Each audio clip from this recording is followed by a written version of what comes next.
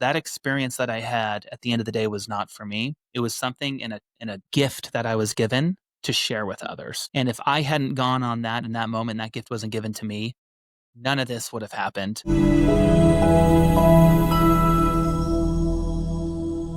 Welcome back to Mirror Talk Soulful Conversations, where we dive beyond the surface to explore the stories, struggles, and soulful truths that shape our lives. Today, I'm honored to be joined by two remarkable souls. They are the co-founders of Peak Fulfillment Coaching. Their journey is a testimony and a testament to the power of resilience, clarity, and intentional solitude. From the ashes of personal and professional losses, divorce, wildfires, miscarriage, and collapsed businesses, they have risen with purpose, creating transformative solo retreats that help others out there reconnect with their truest selves. Welcome to the show, Eli and Kyle. How are you doing? Toby, we are doing great, man. We're stoked to be here. Thank you for the intro. Thank you so much. Yeah, I'm excited. We've had this on the books for a long time. Yeah. Long time. You put in there that our business name was Peak Fulfillment Coaching. We've actually rebranded since then. And now our company is just called the Solar Retreat Company. Shows you how long ago we booked it. Yeah. It's been a while since then. So I'm so happy that we finally got to we're finally connecting, and I'm looking forward to having a very deep soulful conversation with you and to learn more about your journeys also. We're going to play a game of wildcards. You agreed to do this. All right, let's rock and roll, man. We're good. I'm all nervous. Let's get on. Yeah, I know. So I'm actually shuffling the first stack of cards right now. Okay. You're first. I'm just going to pick a card randomly and ask you a question. I don't know what question I'm going to ask you, basically. Okay. So the first question is level 1. What is something you did with pure kindness but did not tell anyone? Just like recently? Yes, of recent. Yeah. Oh yeah, I got something. Sunday there was a homeless guy that was sitting on the corner, and I could tell he was really hot. And I just swung by and asked him if there's anything I could do to serve him. Could I get you some water? Could I get you some food? He's like, anything at all would be great. So I went and ran to the store and got him some water and food. Oh, that's awesome. Yep. That's really very kind cool. of you. Yeah. Man, that is very cool. Yeah. I try to do that a couple times a month. Oh, that's really cool. I'm trying to think if there's anything wild. Recently, I was at the park and a dog had run off the leash. So I went and grabbed him for the owner, and before he kind of ran away.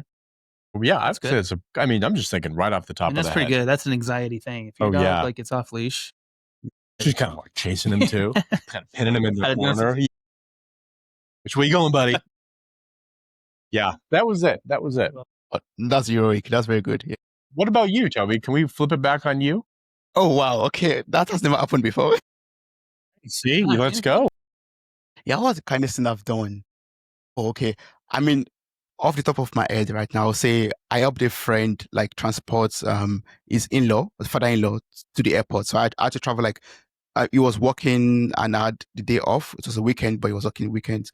And no one else could transport the father-in-law. So I traveled like 2 hours to his place, picked the grandfather, and traveled with him to the airport about 2 hours also back towards my direction again. Okay. So it's like I left home and went like towards the south and then came back to the middle belt where I live to drop him at the airport close by to me, basically. Yeah. That's what's on top of my head right now when you ask me that. All right. Perfect. You kind of put me on the hot spot today. Are you ready for the next question? Okay, so the question is, this is from Confessions. Here we go. The question is, what is a memory you never want to let go of? Okay. I would say, you want me to go first? I'll go first. Right. Kyle and I helped out this individual who's a country artist. We helped him out from when he was literally nobody, and now he's probably one of the top country musical artists in the States. And really, I mean, he's everywhere now. He's everywhere. Toward Germany. And there was this time that we had when we were actually in Nashville, and he invited us to come by the studio while they were prepping for one of their tours. And it was such a cool moment to kind of like see him in that element before he blew up. And I remember looking at Kyle being like, this guy, he's going to be the next big thing. And it was a cool moment. That's a really good one. That was a very cool memory. Yeah. That one's stuck in my head. And it was like an hour and a half getting to just hang out with him and just us, private concert. Yep. Very cool. That's cool. That was good. Oh, that's good. I'm just going off the gut. Yeah. Top of the gut. That was really good. Top of the gut. Yeah, I have a pretty fond memory of my last memory with my grandfather. Just the conversation I had with him about his life and about our heritage and lineage and stuff. And the last thing he said to me was, "Don't ever stop." Oh, pills. So he just said, "Don't ever stop." Thanks, Grandpa. And we had to go. That's good. Yeah, it's a pretty important memory. to me. That's a Yeah. Yeah. goosebumper, dude. Yeah. I haven't heard Yeah. that one. Yeah. You told me that. Yeah. I never thought of the context of the question. No, that was a before. great Like, what's question. one memory I would ever Yeah. want to let go Yeah. of. Ooh. That's probably one of them. And mine is basically every moment I get to make podcasts, like right now. Okay. Ooh, that's good. I like There that. we I'm go. I always like that. It's creating moments and memories like I never want to forget or let go of. Like right now, talking with you, Eli and Kyle, it's something I will never want to let go of. I love Very that. cool. That's a That's really good. good one. Ready for the last question? Well, here we go. Yes. So this Getting is deep. getting deep. Wow. Okay. It is. What is a goodbye you wish you could redo? Oh my A goodbye gosh. you wish you could redo. Man, those are some I mean, questions. that would maybe you would. I don't use want to that redo one? that. No, that was No? good. It was No, good, I'm not good saying you do. conversation. Goodbye. I wish I could redo. I would say this is going to be kind of a weird one, kind of right field a little bit. I would say so. I went through a divorce, so you've probably seen it or at least heard about it in the About Us stuff. Yeah. I think the goodbye in that would have been something to redo. I would have had the opportunity. It's kind of weird, but yeah. So I would probably say that. That's good. Gosh, I don't even know. It's a really hard question.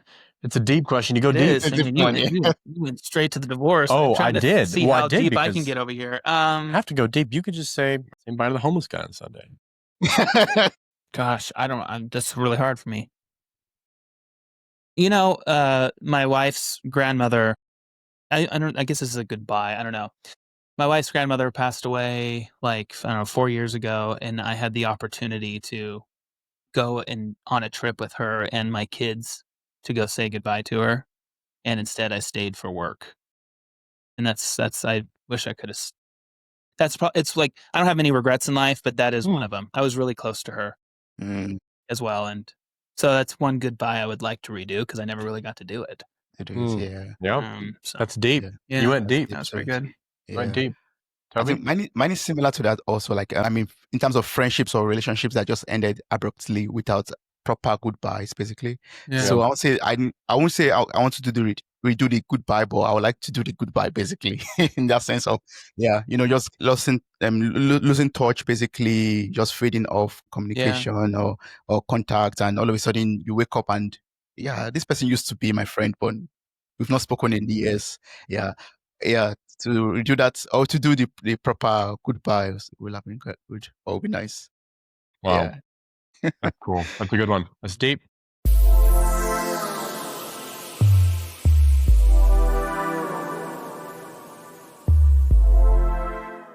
Thank you so much for that round. Actually, I'm really grateful that you got to answer the questions honestly and you opened up. I really like that so much, and that's one of the reasons why I really wanted to speak with you because while preparing for this conversation and when I got to know about you too, I found out your stories are filled with incredible raw and transformational experiences, like experiencing divorce and losses of all kinds. My curious mind is just like, okay, I would like the guests, Eli and Kyle, to take us back to that moment when they realized that solitude, intentional disconnection, was not just a break, but a path to healing and purpose. It's good. Awesome. Why don't you go back to the moment? Yeah, I'll jump in. More than happy to. Back in 2018 of November 8th specifically, I was living in Paradise, California, which is Northern California. For your perspective, about 4 hours north of San Francisco is where we were at. And Northern California is very much well known for wildfires. Really bad ones, rip through cities, rip through towns, rip through areas. And Paradise specifically is pretty prone to them as well. And I woke up that morning and there was a major fire called the Camp Fire that went through. And it was the number one catastrophic natural disaster event in the world that year. Claimed almost 100 lives. And I think the total of wreckage was like $10 billion or something. Burnt down 57,000 structures. And I was right in the middle of that. And I lost my home. My parents lost their home. I lost my business in downtown Paradise. But unfortunately, the day before that, me and my wife we were trying to have another child and we had our first miscarriage. And it was a midterm miscarriage. That was pretty difficult. And so throughout all that, I definitely was trying to be the backbone of the family. I did my best to be resilient, bounce us back so we weren't homeless for too long, and just try to figure out like what's next. Eli and I still had a business. I luckily had him to lean on. In fact, I lived in your dad's home for like a week with the family. But the one thing that I did is there's a lot of emotions you go through during turmoil like that and transition in your life when literally everything is ripped away from you in your life. And what I did was I suppressed those emotions and I just kept going forward. I didn't look back. I didn't feel my emotions. I just knew I had one goal, and that was try to reinstate normalcy in my life and for my child at the time, my wife, and my parents. And so that's what I did. And that all accumulated up till April 21st of 2021. I was recently going to a therapist just to kind of like see like, okay, there's some things here I need to deal with. But she had diagnosed with me severe anxiety, PTSD, and depression from the fire and the miscarriage. And I woke up that morning around 4:30. I looked in the mirror and I was ready to check out. I said, this is it. I was numb. I had no emotion left. I didn't see the future. I was having anxiety over small things like which dish soap to use and what socks to put on. But I was really good at masking it, walking into the office, being around my friends and my family, because that's what I knew I needed to do. I needed to be the backbone and just know that positive thinking will get me there. But that day I woke up and that was it. I was ready to check out. But luckily I just heard the word escape. And I think a lot of people would think like escape means, all right, well, it's time to take your life. It's time to escape this. And instead of that, I thought of it as escaping the noise. There was so much noise going on in my life. There was so much just pressure and stress of the day to day. And that's what I did. I took off in solitude for 3 days to the Oregon coast. And I just dealt with all the emotions. I cried. I laughed. I had some journal prompts, some exercises and activities. And I just was like, who am I? Why do I do what I do? What am I going through? And what's next in my life? Those are the big questions I was asking. And I came back completely transformed, a different man, a different husband, a different friend, a different business partner, a different son, a different dad. And I really showed up for myself for the first time in my life. And the power of solitude is something that I really walked away with. When there's so much noise going on in the external and so much input, if you just turn it off and let it go away just for a little bit and focus on yourself, that inner deep voice is going to get loud. And the more time you have in solitude and the more reflection you can do in discovery, the louder it gets. And I had it at full blast. It was volume 10, and it really spoke to me on what I was true to and what was next for me. So went through that chapter. Eli and I had a business that was ripping at the moment. We had 15 employees. And sure enough, when it rains, it pours. And I'll let you jump in. But luckily enough, what I learned was that experience that I had at the end of the day was not for me. It was something in a gift that I was given to share with others. And if I hadn't gone on that in that moment, that gift wasn't given to me, none of this would have happened. Not sure what you would have done, but within that next year, you went through some crazy stuff. Yeah. Yeah. And again, we believe everything happens for a reason and there's intention behind everything. And luckily he had gone on this quote unquote, we didn't really know what to call it at the time, but a solo retreat. And that is when what Kyle did exactly, remove the noise, focus on the deep inner work. In 2021, in the span of 2 weeks, I found out that I was being cheated on. My marriage had ended or was in the process of ending. The business that Kyle just mentioned took a massive right turn and we had to lay everybody off. And then I lost my great uncle. It was just kind of like a compass in my life. So at the time you ask about that moment, and in that moment, it was about like, is it me or was it me? So those are the questions that you ask yourself is, are all those things, are they happening because of you and the actions that you've done? And so I was lucky enough to have Kyle who gave me some primitive journal prompts and I took off and did some deep inner work, removed the noise and came back really with a purpose, with alignment and clarity around the next chapter and really got after it. And we made some big choices in the business. The marriage ended, which was ending up being the biggest blessing that I could have asked for. I saw it in a different light when I got back. So that was the moment. And then from then, Kyle and I plugged away, started to see some burnout, experience burnout. We're getting nudged by a lot of people within our orbit and within the companies and cultures that we were building. Hey, you guys should start coaching. You guys should get out there and start sharing your message. You're a very positive light and you can illuminate a lot of people's paths by the stuff you guys have done and the experiences you have. So that planted some seeds. Fast forward to today, that's what we're doing. And we used that experience and my experience together to impact now hundreds of lives.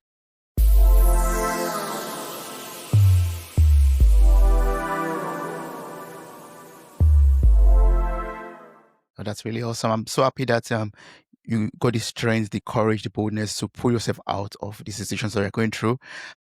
I mean, you guys just reminded me of something I've been learning. I started to learn of recent, that our pains are there for a purpose. Our pain has a purpose, basically, and it's not good. I mean, I would like to ask this also as a follow-up question. Like, for the normal human being, it's easier to just numb the pain and just pull through and just keep on rolling, basically, with how life is going. And also is also easier to, play the victim card and say, I don't know Sure. why everything's wrong, and why everything's going wrong with me or something like that.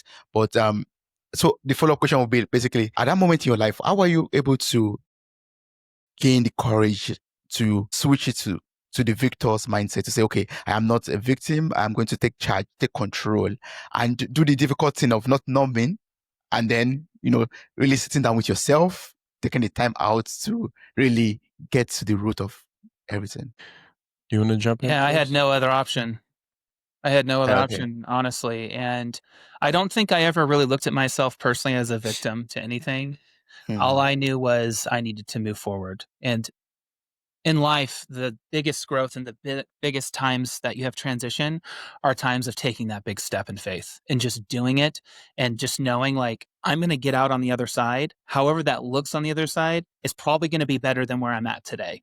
So sometimes you just have to take that step. And when you have so much like energy coming out of something and so much momentum, I think that shift to Victor it's just a natural occurrence that happens. And you just get stuck in that mindset of like, I'm not going back to where I was. There is no way I can experience that again. I have to move forward. And however that forward looks is going to be healthy. So, Toby, what we say to people a lot that are looking at going through a program, that are kind of on the fence, Yeah. is what is the other option? And like, what happens if you don't make a change? Right. Where are you going to go in the next 1, 3, and 5 years? And what about the people that are accountable to you? Whether that's friends, community, if you're running a business, your employees, your family, your kids. What happens in, call it 1 year, if you don't do anything about it? Like, where will you be? And that typically is a pretty dark space. So that was a very similar mindset that I had, was if I don't do anything about this and I don't actually take charge.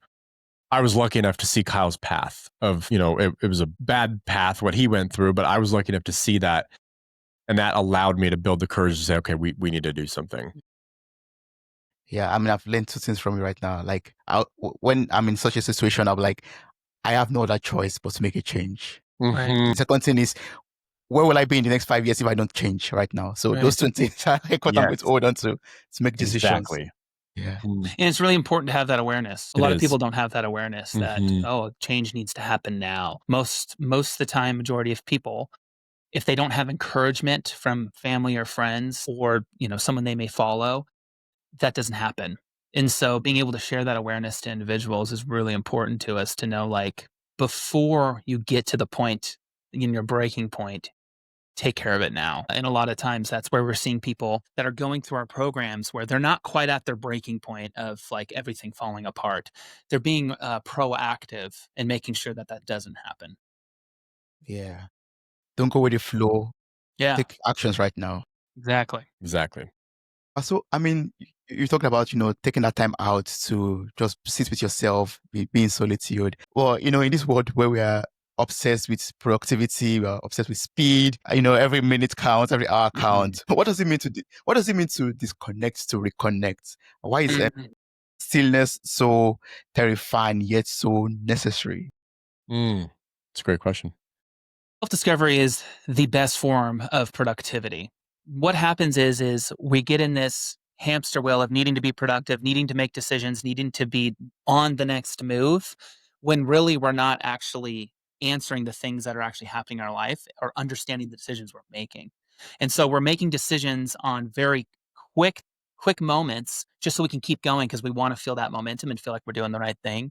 But in reality, to make actually really strong decisions, in order to actually go fast, you need to slow down and take a step back and take a look at all the cards and see where you're at in order to actually make sure that you have that productivity in real life and you're making very aware, intentional decisions. And that's something we really help people to do. And a lot of people that go through our program are entrepreneurs. They are wired to go fast. That's what they do because they know that they have the next goal they need to hit. Their life is chaotic. They don't unplug. They don't unplug. And so teaching them that actually the key to productivity is actually slowing down, doing some self-discovery on yourself and on your business. And what is it you really want? What are you running towards? Because if it's just a number in your business, you need to really rethink that because that's where burnout happens. Because when you hit that number, what happens? There's another number you're going to be chasing. So getting people to put it back into their personal why is something that a lot of people in the program kind of rewire and reprogram into themselves. Yeah. And a lot of the time, again, we're on the phone and we're meeting with people. We're trying to share with them the power of what you just said, the power of stillness. So we're always asking, like, what is something holding you back? And what is something that's holding you back from that number or that goal or that part in life that you really want and you desire? Yeah. What is the limiting belief you have? And then the follow-up question to that is, what does alignment look like for you? Right. And then we hear them talk about that. And then we say, what if you had alignment? So high performers and decision makers, entrepreneurs, they are responsible for key decisions. That's their role. They have to make decisions. So then we put it in the place of, what if they had alignment? What would that do for that decision? And now they've already backed themselves into, well, if I had alignment, I could make that decision way quicker. And thus I could be more productive. But the only way to make that alignment come true and so that you can learn what that is from within is stillness. And there is neuroscience behind the power of stillness and the power of solitude and what it does with these different regions of our brain that are actually responsible for creative introspection, creative insight, and self-awareness. But it only turns on when the noise is removed. So when you're on a long drive, maybe coming back from the airport, you're in the shower, you're on a walk, sometimes your best ideas will come to you then, and that alignment will start to snap into play. And when that happens, that was the power of solitude and stillness. That's exactly what we talk about. And that's why our program is so successful and so powerful.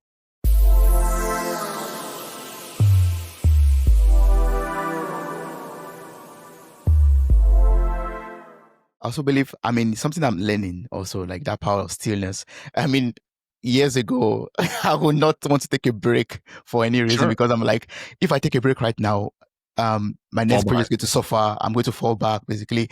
If, for example, this podcast journey, or even at work also, like if I say I'm just going to dial down a little bit, my productivity is going to suffer for it. So I'm like, okay, no. Sure. Absolutely. I will feel these feelings later in the future, but I have to just be strong right now. For sure. It ends up not going well, basically. I end up just breaking down and not being productive at the end of the day. Yeah, totally agree. And that comes back to alignment, back to what actually matters to you. Is productivity and is accelerating the business matter to you more than potentially missing that moment with your grandmother on her deathbed? What's more important? So when you step back into stillness, that alignment becomes very true, and you can really determine what you want. And that also helps you step back and not have regrets. We talked to a lot of people. We talked to a guy this week that lives with a lot of regret because he's always been so go, go, go. And until he did our program, he realized, and that started to bubble up. Those limiting beliefs and those regrets started to bubble up. Luckily, he had the courage to take charge of that. And now he has a self-awareness. When that pump comes up, what is more important to him? Family time. Now that he understands that. Oh, yeah. So if I understand you correctly, like alignment means knowing what is most important to you and doing that, basically. What you feel at peace with, basically. Yep, exactly. Yeah.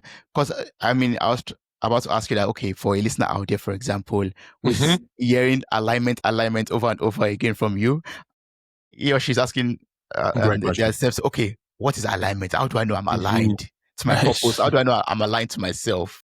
Sure.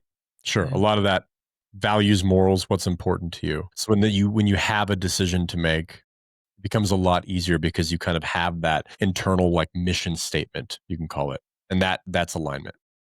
It's alignment, yeah. Yeah. So now, I'm learning from you already, and I'm already seeing the importance of solo retreat already. And I'm looking forward to maybe going on one very soon.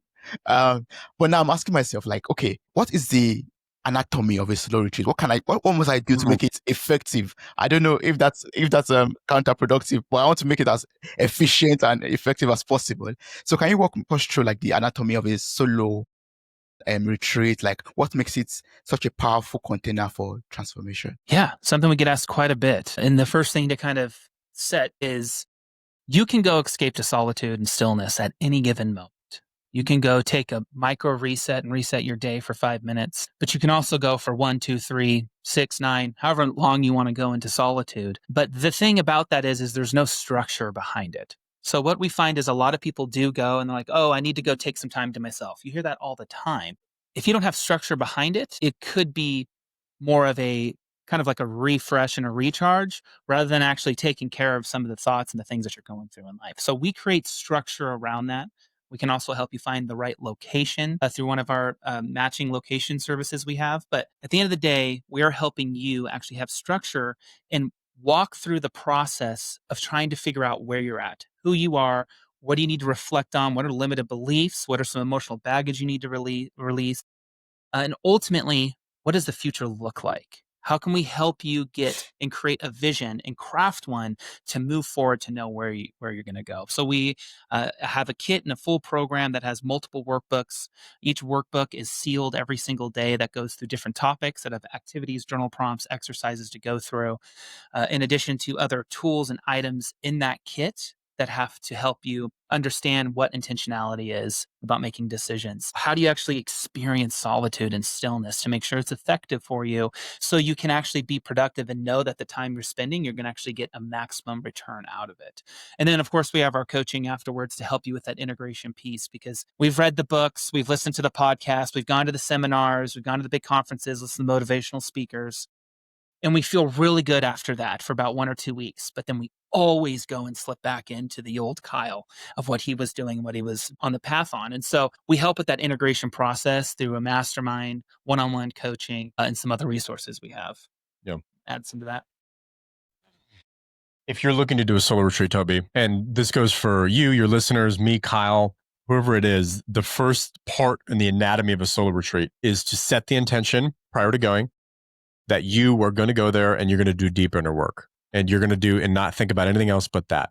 The other part about it is, again, specifically for high performers, people that are pushing the needle like yourself, is all about giving yourself that permission. For you, me, and Kyle, it's hard to say, hey, I'm going to disconnect, shut the computer off, shut the notifications off, shut the podcast off with the intent to work on myself to come back a better version. Until you give yourself that permission, it doesn't really start. So the anatomy of a solo retreat, it has to start with permission for the student first. And if you can give yourself that courage and you can do that, that is the most successful solo retreat you'll have. Give yourself permission for solo retreats. Yeah. And how do you get access to these resources that you provide? Like, for example, when I finally give myself permission for a retreat, how can I get access to the resources that you provide or to the services that you provide that could help me with my journey? Yeah, just go to our website, soloretreat.co, or hit us up on LinkedIn. We're pretty active on LinkedIn, Kyle Nelson, Eli Libby. And we're happy to just have a conversation with you and a call to help you walk through that permission piece. Because like Eli saying, that is the anatomy of it. We can provide you the structure all day long, but if you're not walking in with intention and ready to do that inner deep work, you're just not ready to do it. We're happy to kind of walk through those things and help you allow yourself to have permission. That's really important, is some people just don't even know how to start with that. Yeah. So. We also have a newsletter called the Weekly Reset, and it's a free newsletter. Individuals kind of start there and it's every Sunday evening prior to kicking off the work week. And it helps set that intention, give them permission, share a powerful insight and a reflective prompt. And that is a great starting place for you and your audience to kind of learn more and getting into our ecosystem. Yeah, it's really important to be able to end your week with reflection and start your new week with intention. Otherwise, you're just rolling and there's no reset that's happening and you're just kind of continuously pushing forward. And it's really good to reset your mind and soul. Yeah.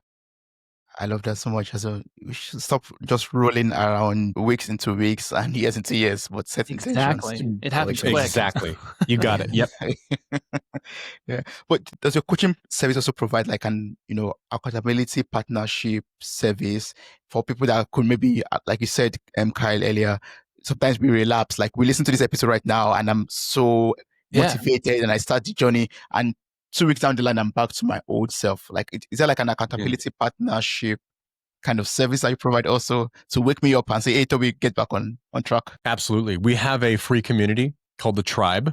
And that is a online community where individuals can help, share goals, hold people accountable. But really what individuals look for is a one-on-one approach. Typically, they have been really excited working with Kyle and I and seeing the program that we've built off of experience. So there is a one-on-one style coaching service that we do. Again, it's just once a month to check in, to avoid backsliding and help them stay accountable. Because when you finish your solo retreat, Toby, you're going to have this list of things that you're going to do, things you're going to execute on, how you're going to change the podcast, how you're going to act at home. And when you vocalize that to us in a debrief after your solo retreat, that's when we can really latch on with you and walk that road, that path with you for 6 months to a year and hold you accountable. I think our rate is around 95% of individuals that have gone through our program actually hit their goals because they're a part of the tribe, because they do one-on-one coaching and they do some of our group coaching masterminds. Right. And there's so much power in going on a solo retreat and figuring out what you need from your own inner work.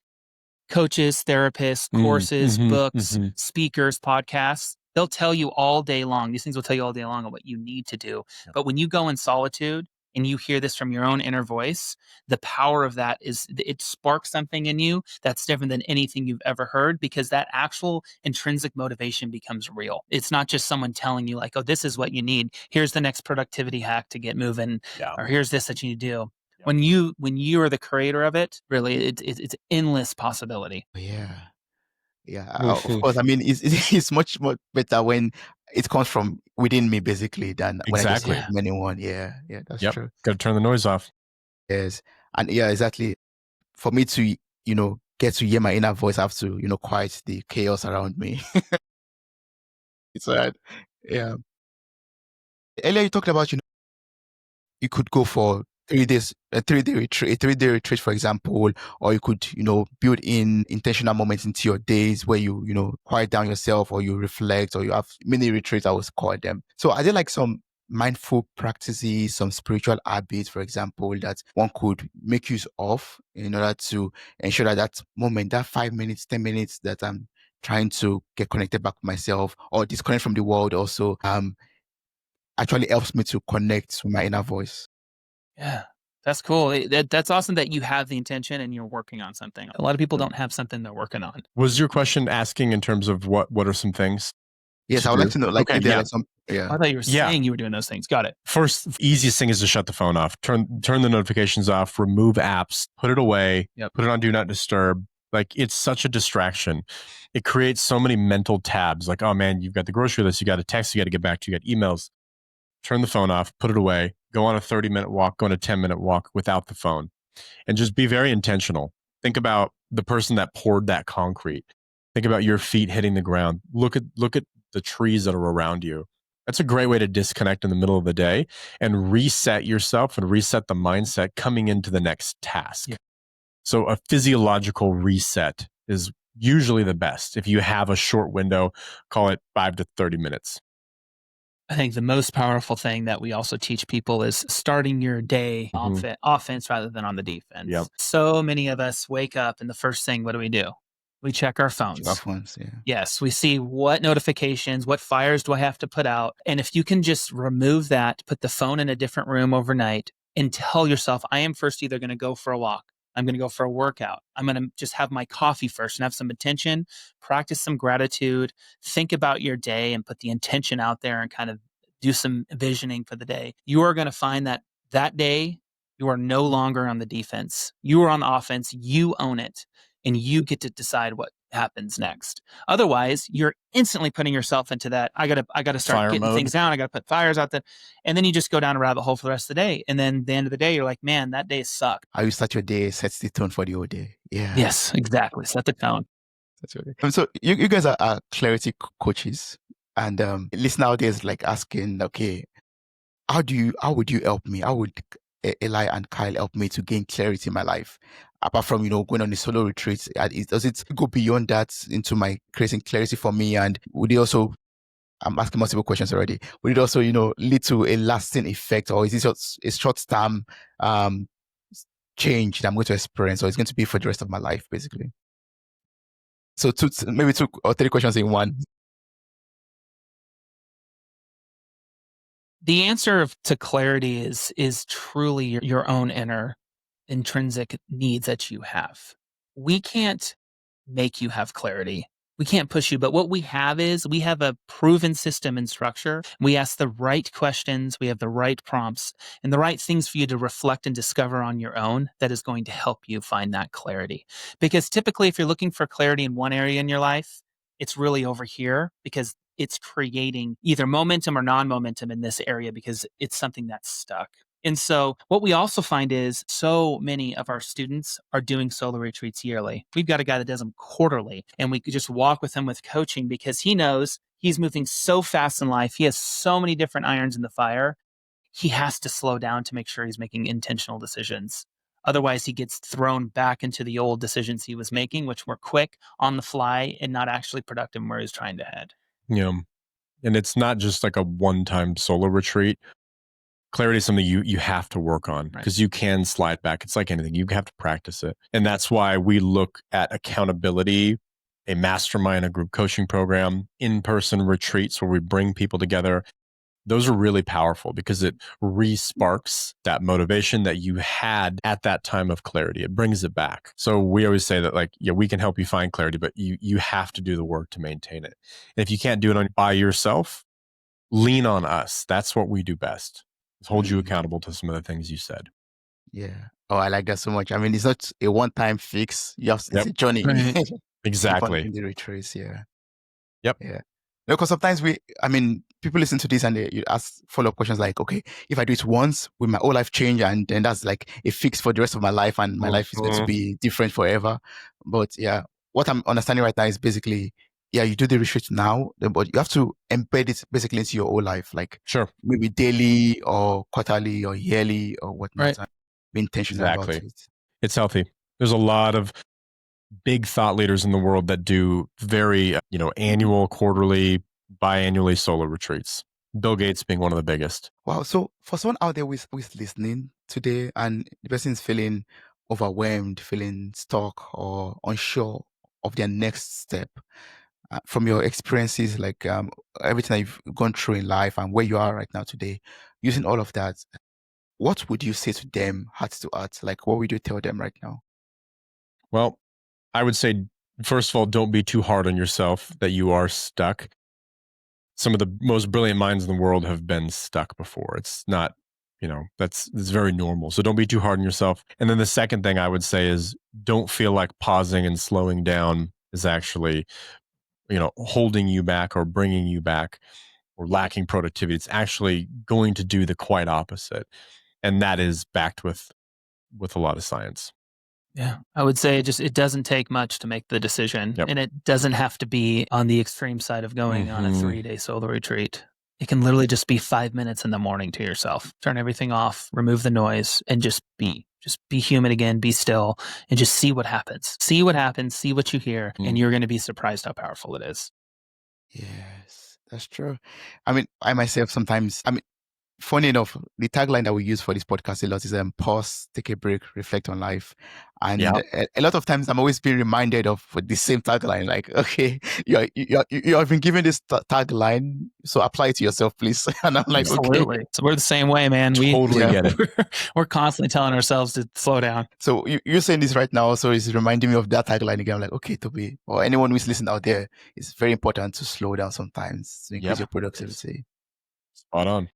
Wow. I mean, Eli, Kyle, I've learned so much from you. Thank you so much for showing us that clarity doesn't just come from doing more, but also listening deeper and, connecting to our inner selves, disconnecting to reconnect to ourselves. And thank you so much for reminding us that silence is sacred and solitude isn't just loneliness. It's about, creating that connection with yourself, being intentional about getting to know yourself better. And it's an invitation also, to have a much more awesome life, I would say. So for people out there who still like to work with you, get connected to your services, get your resources, what's the best way to do this? What's the best way to reach you? 2 places. It's www.soloretreat.co. That's .co. Or please connect with us on LinkedIn. Just look up Kyle Nelson, Eli Libby. Most likely will pop up first and connect with us there. We'd love to have a good conversation with you, get you started. And then, of course, please subscribe to our free newsletter, The Weekly Reset. That's going to be your first best next step to experience and understand how to go through solitude for the first time. I'm going to place a link to your website in the show notes of this episode, solitude.co. For anyone who is interested, could click on the link, copy the link, and reach out to you and start making use of the resources to go on that journey of becoming, much more connected to themselves. Thank you so much. I really appreciate this conversation with you. It has been so much of a blessing to me, I would say. Thank you very much.